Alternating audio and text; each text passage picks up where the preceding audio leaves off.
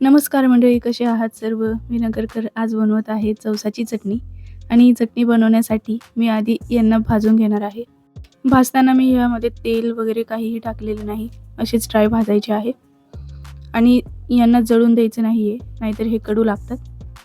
गॅसची flame medium ठेवायची आहे आणि हे असे तडकायला लागले की समजून घ्यायचं हे रोस्ट झाले आहे. यांना प्लेटमध्ये काढून घ्यायचं.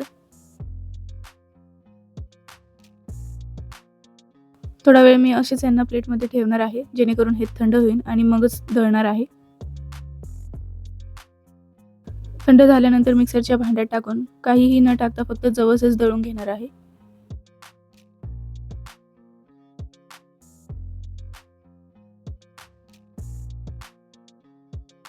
हे असे दळून घ्यायचे आहे यांना. एकदम बारीक पण नाही करायचं. आता यामध्ये मी लसूण टाकत आहे. मला लसूण जास्त आवडतं म्हणून मी जास्ती टाकते. तुम्ही कमीही करू शकता.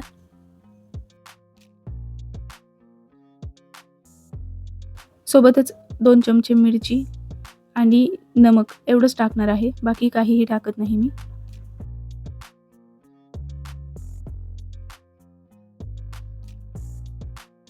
पुन्हा एकदा दळून घ्यायचं आहे.